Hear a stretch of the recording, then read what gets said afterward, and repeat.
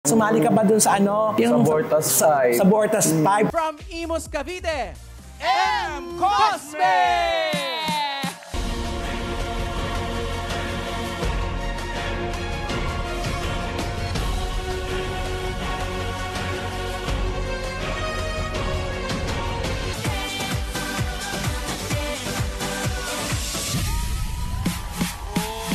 Meron ka bang experience sa library na talagang bakit isang araw ka lang doon? Parang hinahanapan pa nila ako ng something sa akin. Nanggal nila ako, parang nakailang pasok na lang ako. Parang feeling ko, wala ako talaga. Hindi ko kaya mapagsabayan.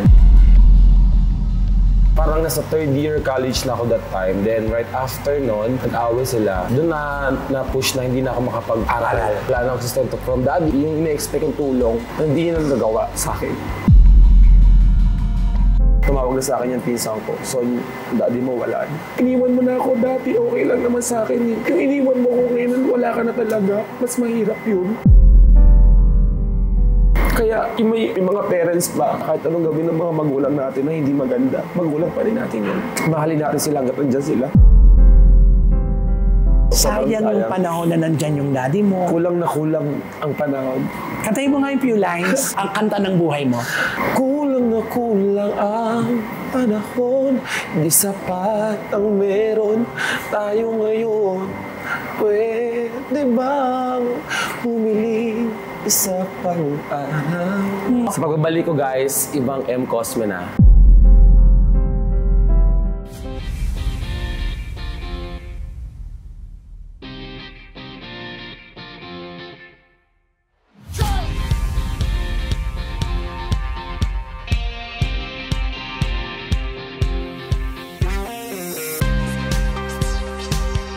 Deadma ang nega, deadma ang bash. Dahil ang buhay ay chika-chika lang. Ganon! Hello mga kachika! Welcome to my vlog. And for today's video mga kachika, ako isa na naman pong kasamaan sa trabaho at kaibigan. Walang iba mga kaibigan kundi si Ems Cosme! Yes, thank you for this one. Yes, welcome to my vlog. Yes, maraming salamat sa opportunity, syempre, diba? Nako, it's my pleasure na makausap po kayo. Lahat kayo makakausap po. Syempre, may nauuna lang katulad mo. At syempre, kilalanin po muna natin si Ems Cosme. Panoorin po natin ito.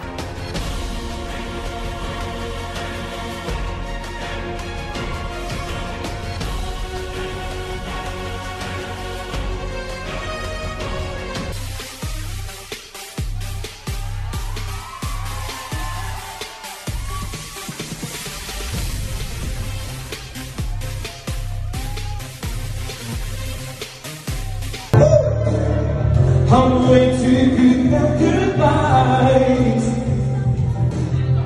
No way to see goodbye. No way too good at goodbyes.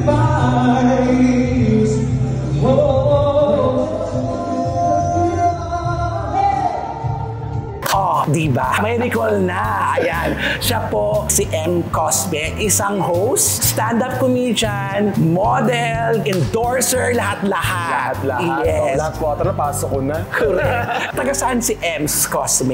Originally taga Imus Cavite, yung family ko po. Then yung father side ko Las Piñas and mother ko sa Batangas naman. So yung family ko dito lang kami sa Imus. Naglakihan, magkakapatid. Ilan ba kayo magkakapatid? 5. I'm the youngest. Ilan taon ka na sing-along, Actually, magda 9 years po in a row. In fairness, in counting. In counting. Nakakatuwa naman kasi parang feeling ko nakilala kita ng mga kasibulan mo sa sing-along. Sobrang bagets pa ako, no? 21 years old. Ilan taon ka na ba ngayon? Kaka-30 ko na. Kaka-30 mo na ng isang araw. Belated happy birthday. Thank you so much, Meromet. Thank you. Yes. At syempre mga kachika, pag-uusapan natin si Ems habang lumalaki. So sabi mo nga, ikaw ang youngest sa magkakapatid.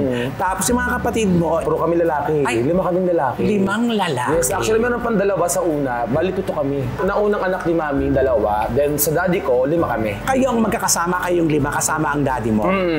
Sa family house namin dyan sa Imus. Anong trabaho ng daddy mo? Before si dad, seaman siya. Si Mami, Housewife lang. alam naman natin, di ba, pag seaman, sinasabi nila ang seaman na one-day millionaire. Ganun ba yung daddy mo? Before, sobrang ang ganda ng buhay. Pag umuwi si daddy, ang daming blessing. Lahat kami lumalabas talaga. Kahit everyday, kahit wala si daddy, Kasi na ano sustento? namin, nadama namin kumbaga yung buhay na okay lang, ganon. Nakapagtapos ka ba, Ems? Actually, hindi din po kasi doon na pumasok yung problema ng family. Dumating ang hindi magandang Opo, balita. yes. Ang nangyari kasi, naghiwalay sila. Ilang taon ka niyan? College ako nito yung mga 17. Parang nasa third year college na ako that time. Then right after nun, nag-away sila. Doon na push na hindi na ako makapag-aral. Kasi wala nang sustento. Wala nang sustento from daddy. Kasi daddy kasi parang na-depressed, na-stress. Hindi na nakasakay ng barko. Ay, bakit ang umalis ang mami mo? Ang daddy ko ang umalis sa amin. Pero ang nangyari sa issue na yon, si mommy, hindi ko naman sinasabi may kasalanan ni mommy. Kasi siguro both side, may problema sila. Hindi ko lang alam talaga kung ano naging problema nila. Pero si daddy ang nag-adjust. Siya yung umalis ng bahay namin, ng family house namin.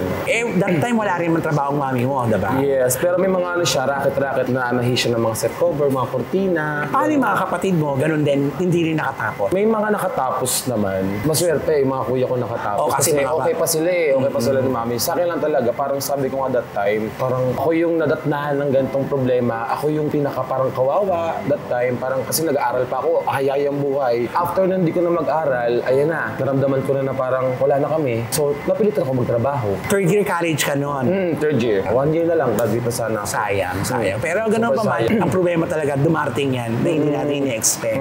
Ngayon, ano ang unang trabaho dahil bata ka pa noon? Yes, siyempre fast food. Tanaray ko pa mag-Greenwich nung habang nag-aaral ako that Greenwich? time. Pero hindi ko kanaya mag-working student that time. Kasi doble pagod, siyempre, alam naman po natin yan. Ang nangyari noon, umalis na lang ako sa Greenwich. Naghanap ako ng ibang trabaho. Napunta ako sa Jayco. After ng Jayco, nag-Soler na ako. Anong trabaho mo sa Soler? Kasi na dealer. Ang bata mo pa niyan, ha? Pa 21 na po ako. Kasi tumagal naman ako sa Jayco eh. At saka madali kang makapasok kasi gwapo ka. Hindi naman, kuya. Hindi, maganda ka. Hindi, kasi gano'n yun, di ba? Ang laking tulong ng personalidad sa pag-a-apply ng trabaho. Kasi gwapo ka, kahit na hindi ka nakatapos, basta maganda ang tindig mo at itsura mo, pasok ka. Ano experience mo nung unang mga trabaho? Kasi syempre, first time mo magtatrabaho. Nung 15 years old ako, nagkatrabaho na rin naman ako as a model. Saan ka nag-model? Sa mga fashion show. Like kung sa mga mall, mga Robinsons, SM, mga damit-damit. Kasi yan dati, Kuya Romel, mga ganyan-ganyan na model-model ka talaga. Yun yung pinagkakitaan ko aside from my school before. Tapos hanggang sumali ako ng mga contest ng college. Kung nung nag-college ako, nag-start ako isali sa mga pageant. Sunod-sunod na yan. Saan ito? Sa mga lugar-lugar? Sa school muna ng una. Okay. After ng school, nanalo ako noon. Mr. NCST ako. First time ko yun ha. Ay, ikaw title doon? Title ako noon. Ang dami kong awards. Ito yung third year ka? Hindi, first year pa lang. First year pa lang? First year pa lang. Sumarampa ka na talaga? First time lang yun talaga. Nag-model ako sa mga mall pero di pa ako nakapag-pageant. Tapos after ng school, bayan na. Parang city na. Sa city? Sa Imus tsaka sa Dasma. Naging ginoong Imus naman ako dito. Naging ginoong Imus ka? Anong taon yan? First time yan, 2015. Pero hindi ako nanalo doon. Okay lang yun. At least experience mo yun. Pero, Kuya Romel, ang nangyari noon that time, ako yung nirepresent ng Imus sa isang Mr. United Continents Philippines. Kumbaga, National, yes, national to. Ako ang nilaban ng Imus. Talaga. Hindi yung nanalo? Parang iba yung nilaban ng nanalo, iba yung nilabanan ko. Parang ako yung natipuhan eh. May kumuha sa aking manager. Pero ang bata mo pa nito? Ang bata ko pa noon. Kasi parang mga ano pa ako noon, 19. Sa murang isipan mo talaga, ang dami mo nang narating. Ang dami ko na pagdaanan, kumbaga. Pero syempre, gusto ko pa rin ma-explore lahat. Parang feeling ko kulang pa. Oo, kasi ang bata ka, iniisip mo lang makatulong ka mag-aral. Pero hindi mo na na-pursue yung pag-aaral mo. Kasi nga, kumikita ka na ng pera. Oo, that time. Kasi kailangan kong kumita. Kasi umalis sila lahat dyan sa bahay namin. Ang naiwan lang, may kanya-kanya na silang buhay. Yung mga nag-asawa na lahat yung mga kapatid mo. Nag-asawa na. Then parang naiwan niya sa bahay ako. Tapos kapatid kong isa, dun yung mami ko. Mami ko pag-ganon-ganon din eh. Saan pumupunta ang mami mo? Sa partner niya. Meron siyang sariling partner. Kumbaga, naghiwalay na sila ng daddy mo. Pero si mami, most of the time, nandiyan naman sa bahay. Siya nag-asikaso sa akin lahat. Pero syempre, asikaso na yun, ako din yung nagpo-provide sa lahat sa bahay. Bigay mo ha. Wala ka pang regular kita nun, ikaw yung nagpo-provide. Diba? Nakakatuwa kasi sa murang isip mo, namulat ka na kailangan ka magtrabaho at tulungan mo ang pamilya mo. Paano ka napunta sa sing-along? That time mga kachika, pamin pa po ito ha. Matigas diba? pa. Oo, doon ako talaga nag-start kay Romel sa pagiging matigas talaga. Wala pang masyadong arte-arte. Ang nangyari na that time, si Gray nakaset dito. Mismo dito sa lugar na to. Ayan, nandito po tayo sa South Hills. Resto Bar sa Imus, Anabu. Oo, diba? Paano mo nakilala si Gray? Naginuman kami, nakilala ko siya. Then right after nun, nagustuhan ako ni Gray as a kaibigan. Walang issue yun ha. Sera. Kaibigan lang yun ha. Sera. After nun, sumasama-sama na kami dito sa gig niya. Dito siya nagigig. Yes, dito yun. Tapos, ilan taon ka na niyan? Yun yung time na nagkakasino na ako. Eh, ba't hindi ka nagtagal ka pala sa Soler? Ang ganda nakitaan dyan sana. Maganda naman, kaso nga lang, nawili kasi ako dito. Hindi mo na-enjoy Hindi sa ko Soler. na-enjoy kasi mahina talaga ako sa math. Ewan ko ba't ako nakapasa. Ilang taon ka tumagal na sa Soler? 4 months. Tapos nakilala mo si Gray. Oo, nadala ko dito. Tapos nagiinom kami dyan sa side. Yung boss ko, yung si Daddy Ferds, kinuha niya ako, sabi niya mag-training daw ako dito. Eh, kasi kumakanta-kanta ako nun, jammer ako nun dito eh. Oo, Siyempre, paminta. Oo, si Gray kakanta. Kanta ka naman, parang hindi mapagod, di ba? Ganun atake. Dito sa Intabladong ito mga kachika, dito po siya nagsimula. So, anong unang kinanta mo dito? Parang ano ata yun, let me be the one pa, kausuhan pa ng mga time na yun. Actually, hindi po talaga ako masyadong nakanta. Siyempre, tumatagal ang panahon, nahahasa. Gabi-gabi na po nagkakaroon ng gig. Doon na lang talaga lumabas siguro yung talent ko talaga sa pagkanta. Natatanda mo pa nung 2016? Magkano ang sweldo mo dito? Nag-start ako dito.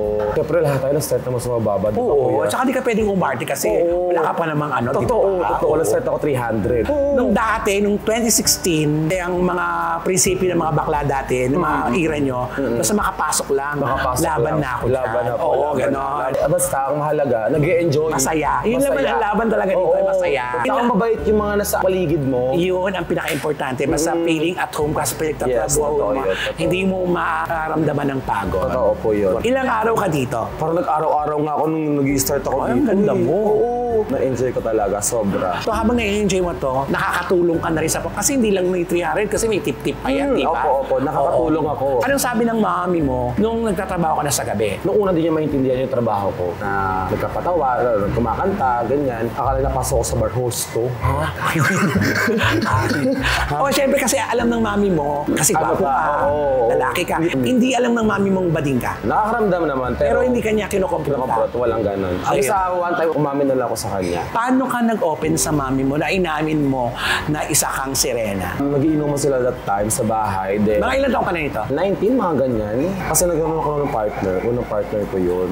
Alam ng mami mo to? Hindi nga nila alam kasi akala nila best friend ko lang. Na nagpupunta sa bahay niyo? Oo. Okay. Tapos, doon ako nagkalakas ng loob magsabi kay mami. Kasi may nakusap ako isang friend sabihin mo na, ganyan-ganyan kasi baka malaman din magagalit sila sa'yo. Ang ginawa ko, nung time na nagiinuman sila, after noon, medyo okay naman yung mami ko, din naman lasing. Doon ko na sinabi sa kanya na... Sinabayan mo? Sinabayan ko. Oo, ang tapang ko nga ni. Sabi ko, sasabihin ko to kasi alam ko tong mami ko na to na maintindihan ako. Kasi bunso ako, malapit ako sa kanya. Ayun, hindi naman na mag-uudyok sa'yo para sabihin mo ang totoo. Pag alam mo yung pakiramdam ng mami mo, lalo na pag close kayo, alam mo kung paano atakihin ang mami mo. Oo. Sabi ko, mami, yung kasama ko dito lagi na matangkad, boyfriend ko yun. Umiyak siya. Nagulgul talaga. Anong ginawa mo nung umiyak? Siyempre, iniyakap ko. Sabi ko, mami, wala akong magagawa eh. Totoo talaga ako. Sabi niya, parang anak, okay lang yan. Tanggap kita. So hindi ka talaga nahirapan pa? Hindi ako nahirapan. Nahirapan lang ako sa part ng dad ko. Oo, kasi wala ang daddy mo nung umaamin wala ka na siya nun eh. Anong pakiramdam mo nung naamin mo na sa mami mo? Parang Narinig mo? gumaan yung pakiramdam ko, kuya. Kasi syempre, hindi ko na tinatago sa kanya. Oo, at saka naging ano ka lalo, naging vocal ka lalo Oo. sa pagpa-perform.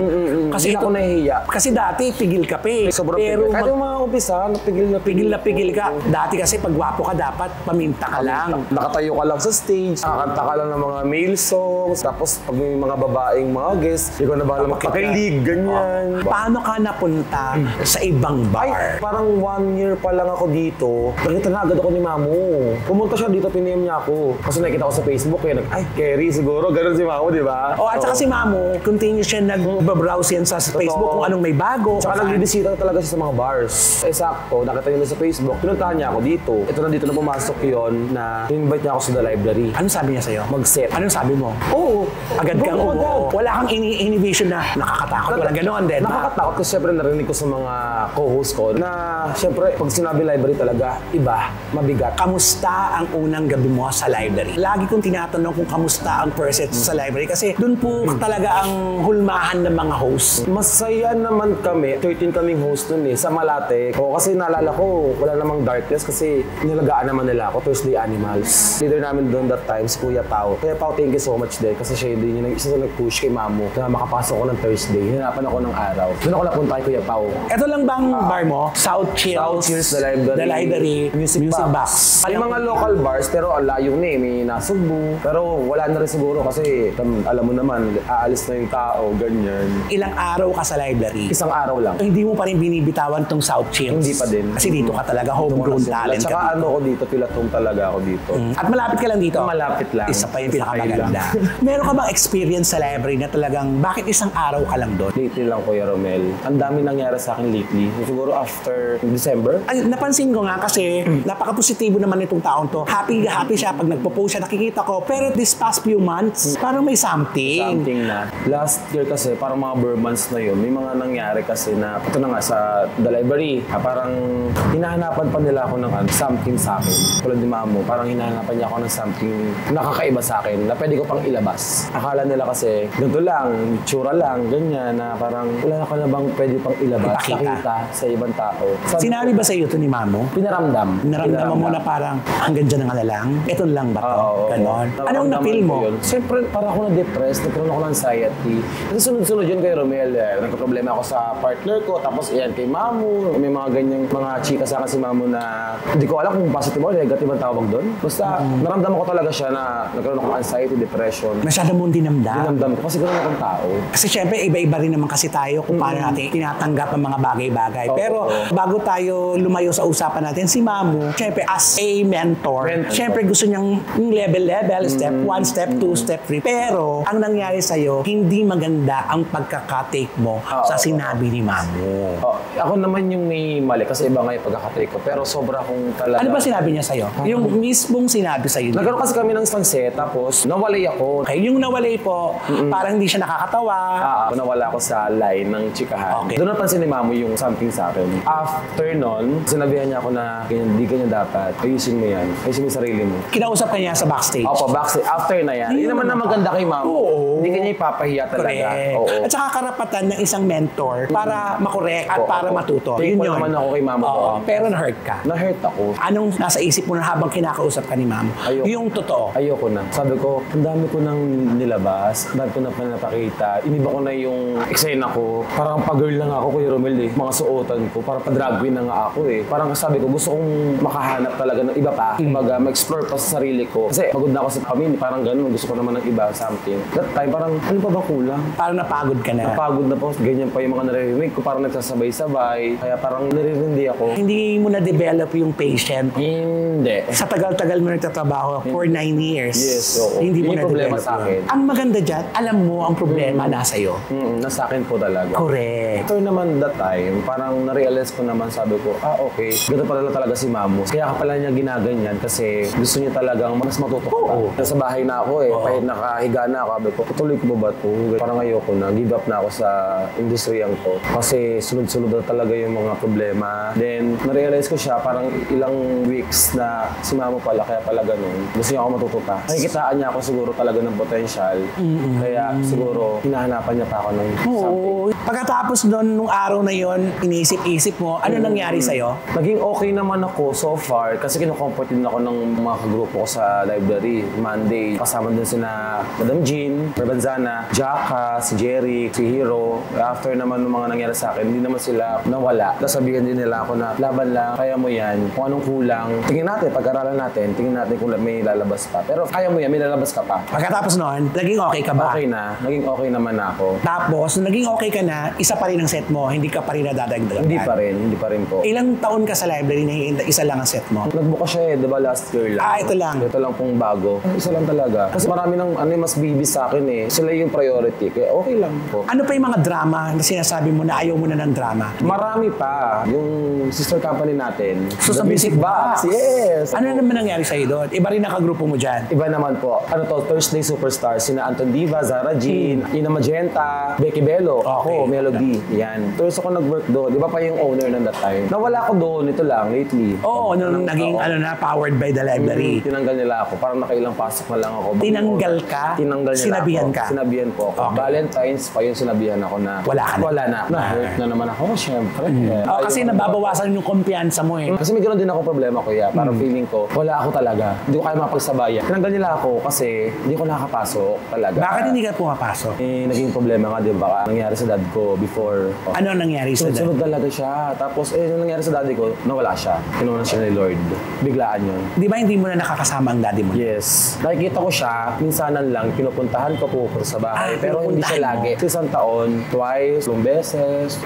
Naiyak na ako. Okay lang yan. Kasi ito yung nakikita ko sa Facebook mo na talagang dinamdam mo ng gusto. Sa kabila ng hindi mo siya nakakasama, miss na miss mo talaga siya. At hindi na wala ang pagmamahal mo sa daddy mo kahit di mo siya nakikita kasama sa bahay. Hindi talaga. Naramdaman ko naman dati ng kabataan ko nga, nung nag-aaral pa ako, na iniwan niya ako. Kasi nag-aaral pa nga ako, diba? Yung ine-expect kong tulong, na hindi niya nagagawa sa akin. Hindi ko yun dinamdam. Hindi ko yun inisip kasi sabi ko, tatay ko pa din. Ito pa, ang kinalulungkot mo siguro, hindi mo naipagtapat sa daddy mo. Hindi ko siya napagtapat pero nalaman na lang din niya. Tinanggap niya. Kanino niya nalaman? Sa sabi-sabi, tsaka sa TV, sa Bawal Judgmental. Oo, Bawal Judgmental. At sumali ka ba dun sa ano? Sa Bortas 5. Sa Bortas 5, bumigay na siya ng bonggang-bongga dun sa Bortas 5. Sa Bawal Judgmental kasi ang category that time, tatapat na bakla ka. Aamin ka. Kaya that time naman, panggulo lang ako. Tatlo dun yung aamin pa lang, tatlo kaming mga panggulo lang na umamin na. Eh, syempre, di alam din talaga ni daddy that time talaga na proud ako. Nung napanood ka ng daddy mo sa TV, nag-text sa'yo? Masaya siya. Proud siya. Nagkakalat dun sa buong lugar nila. Kahit ito lately lang sa Bortas 5 last year, hindi ko alam, iba yung pagtanggap ng mga tao doon sa lugar namin sa Las Piñas dahil sa buong bibig niya ako. Kasi daddy ko madaldal eh. After ng Bortas 5 ko, artista atake. Nung show ako doon sa mismong lugar namin, siya yung pinaka-bodyguard ko. Wala nakakalapit sa akin. Tingnan mo. Grabe. Sa kabila ng pinagdadaanan mo sa sing-along, sa pamilya mo, diba, nalalampasan mo ito na hindi mo inaasahan. Binibigay sa iyo ng Diyos para matutunan mo na dapat kung ano ang problema mo, harapin mo. Kasi feeling ko, lagi kang takot sa mga problemang dumarating sa iyo eh. Talaga. Lahat naman tayo ayaw ng problema, pero kasi, the more na itiiwasan natin yan, the more na hindi siya nasusulba. Ito ang hindi ko talaga makakalimutan. Meron kang ginawang kanta, ay yung rendition mo, Isa Pang Araw. Alam mo bang favorite ko yon? Oo nga, sabi mo nga sa akin. So, tapos nakita ko, meron kang cover. Pakinggan po niyo yung pagkakaawit niya dito. Diyos ko, ayan o. Galing na galing po talaga sa puso.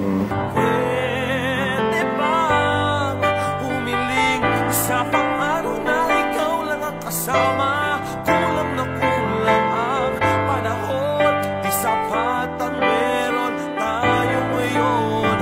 Pwede bang humiling sa pang-araw?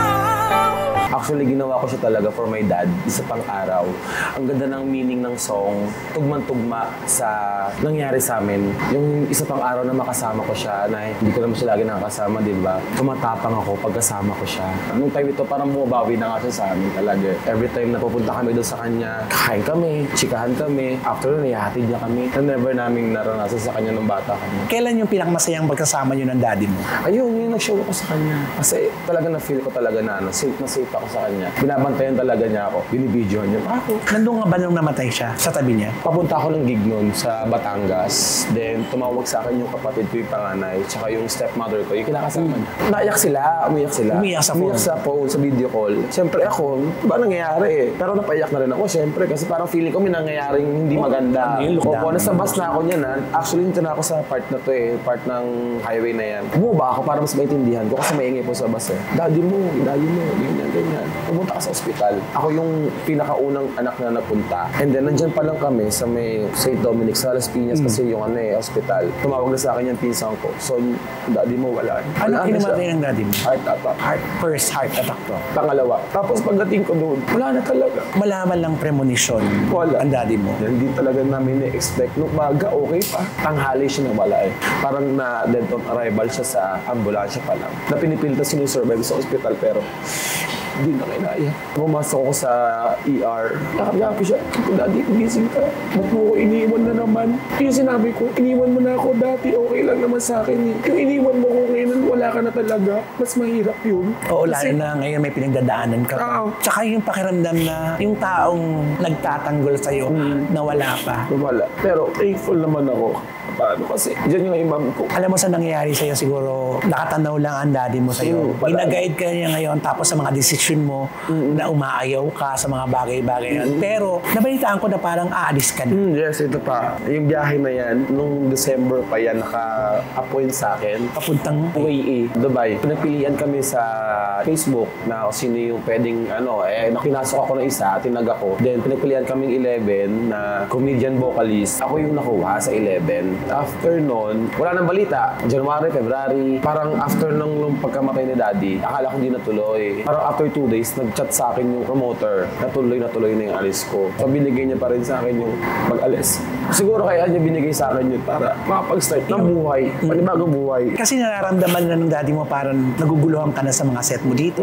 Nakukonfuse ka na sa kakayahan mo. Siguro, bibigyan ka niya ng pagkakataon. Ganun lang naman talaga, Ems. Kung feeling mo parang hindi sapat ang binibigay mong talent, huwag kang magdaramdam doon. Baka merong lugar na para sa atin. Malay mo, ito na to. Ito na siguro. Panibagong buhay itong haharapin mo. At ito na, nag-concert ka nga. Ito na yung mga farewell show mo, birthday show mo. Sa kabila ng malungkot.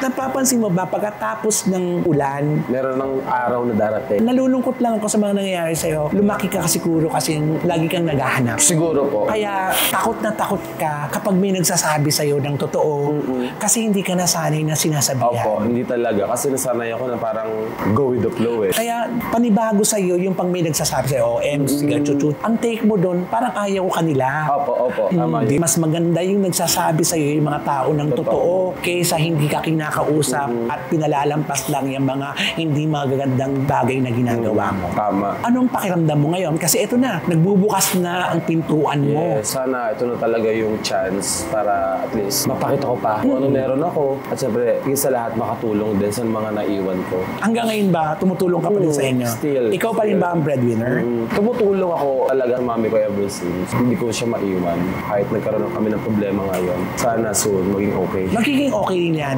Basta, ano ang problema yan, titigil ka lang ng konti para mag-isip. Pero hindi ibig sabihin nung titigil ka na for life dyan. Opo. Alam mo, nakikita ko sa'yo, mahusay ka. Huwag ka lang mawawalan ng kumpiyansa sa sarili mo na mahusay ka. Lahat kami, hindi araw-araw Pasko. Yung magagaling ngayon, galing din yan sa hindi magaling. Kaya ikaw, nasa proseso ka pa. Malaki na yung binahe mo, kaya huwag kang titigil. Laban lang sa buhay. Tapos Totoo. ito na, kailan ka alis? Sa April 4. Sino-sino mga itunuring mo mga kaibigan sa sing-along na malulungkot ka? Pag iniwan ko na talaga. Siyempre yung kakasama ko sa mga bars, magkakapatid talagang turingan namin. Pag naiwan ko sila, parang miss ko sila. Iba kasing banding din namin. Dapat ihanda mo na naman ang sarili mo. Ako kasi nag-abroad ako talaga dati. Ihanda mo ang sarili mo kasi sa abroad, mas challenging ang buhay. Doon wala kang kakapitan. Wala talaga. Hila Sarili mo, mo na. buntot mo. Huwag kang magpupusong mamundon. Pakinggan mo kung anong sinasabi ng iba, pero huwag mong damdamin. Yes po. Pakinggan mo, kung kaya mong gawin, subukan mo. Pag hindi mo at hindi ikaw, huwag mong gawin. Sabihin mo ngayon sa mga kasamahan mo, kay Mamo, na alam ba ni Mamo na hurt ka? Oo, alam ni Mamo. Nag-usap kayo? Nag-usap kami, tapos nag-sorry sa akin si Mamo. Ang sarap ng pakiramdam, di ba? Na akala mo, baliwala lang sa kanya yon. Kausapin mo ngayon si Mamo. Super thankful ako kay Mamo kasi hindi rin ako makikilala din kahit na paano. Kundi dahil kay Mamo sa pagkatsaga niya, pag-aalaga niya sa mga talents niya. And sa pagtsaga, syempre, alam kong may hinahanap ka pa sa akin, malapit na Mamo. Ayan, dapat gano'n. Oo. Hindi mo man makita Mamo dito. Oo. Gagawin ko sa abroad. At mababalitaan mo kung ano ang ginawa ko sa ganon. Tama yun. Perfect. Tapos, ito pa, syempre, Ang South si Daddy Shield. Dad. Yes. Kung hindi dahil dito sa bar na ito, hindi magsisimula lahat ng karera mo. Nagtiwala at sumuporta sa'yo. Kina Daddy Ferds, yes! Thank you so much kasi kundi dahil sa inyo talaga, wala talaga si M. Cosme. So, yung nakakita, nakadiscover sa akin, gagawin ko yung best ko, gagalingan ko pa ng gagalingan. Sa mami mo. At saka sa mga kapatid Kung mo. may number 1 fan, kung may mami, Handa mo na bang iwanan ng mami mo? kakayanin. Para naman sa kanya to eh. Dapat laging ganyan ang attitude mo. Totoong malulungkot ka, pero lagi mong iisipin ang mga bagay-bagay na dumarating sa'yo ay may purpose para sa'yo at sa pamilya mo. Opo. Mami, para sa itong ginagawa ko, aalis man ako, pero lagi pa rin naman ako nandito para sa iyo. Ginagawa ko to para sa future natin. Hindi lang sa akin, para sa future ng family natin. Para sa iyo. Sa mga bakla. Sa mga bakla, O yan, dapat yes. gano'n para happy. Diyos ko, sa mga co-host ko, sa mga malapit sa akin, sina Taki Gray, Hero, Kikay, Margo, sa mga performer ng South Chills. Maraming salamat sa inyo. And syempre, dito lang kayo. Paano, alis na ako. Pinabahala. Ay, naiyak ka. Naiyak ka. Oo, Aminin kasi mo. sila yung lagi kong kasama sa hirap at ginhawa, parang ganyan. Araw-araw kong kasama sa inuman, sa kasayahan, number 1. Thank you so much, guys. And sana, lagi niyo pa rin akong isipin. For the last time, sa daddy mo, na alam ko, nandito lang ang daddy mo at natutuwa siya sa mga nangyayari at mangyayari para sa'yo? To my dad, maraming salamat kasi kahit saglit na oras, saglit na panahon tayong nagkasama, gabayan mo kami, mga kapatid ko, kaming lahat na naiwan mo. Hindi ko nasabi sa kanya to, mahal na mahal kita, daddy. Never mong nasabi yan. Hindi ko nasabi. Bakit? Sa chat siguro, I love you ako. Pero personal, Personal, hindi. Sinabi ko sa kanya yan, yung mahal na mahal kita. Nung patay na. may video pa yun, ganyan ako, daddy, iniwan mo ako, mahal na mahal kita. Hindi ko nasabi sa iyo. Kaya yung may mga parents pa, kahit anong gawin ng mga magulang natin na hindi maganda, magulang pa rin natin yun. Mahalin natin sila hanggat nandyan sila. Sa mga kapatid ko, hanggat nandyan si mami, siya doon lang yun nandyan. Mahalin niyo rin yung nanay natin. Kasi pag yan pa nawala, paano na? Mahirap mawala ng magulang. Hindi rin ako sanay na walang magulang. Kakalungkot, di ba?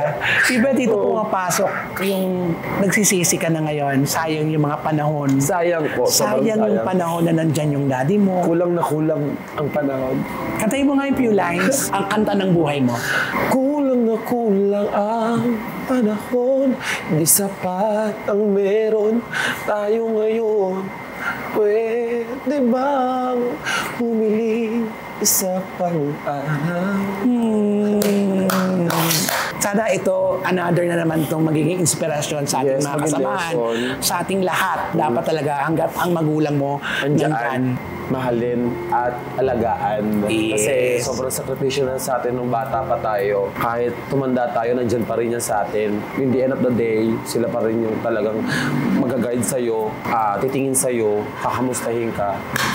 So ito na, good luck Yes. sa pagdudubay mo. Thank you, Kuya Romel. At sana makita ko pag nasa Dubai ka na ang magagandang Yes. post at magagandang kanta, magandang experience mo at laban lang sa buhay. Tama. Good luck sa'yo. Yes, sa pagbabalik ko guys, ibang M. Cosme na. Laban na laban na. Ayun! Salamat! Thank you, Kuya At Romel. syempre, Thank you. sa may-ari ng South Chills Bar and Resto. Sa Anabu, Imus yan guys. Kung gusto niyo magpunta sa Imus, ito yung pinaka #1 na entertainment capital natin dito guys. Kaya pumunta na kayo dito. Salamat po sa mga kaibigan. Deadbang Nega, Deadbang Bash dahil ang buhay ay chika-chika lang. Yes. Ganon. Thank Ang you. galing.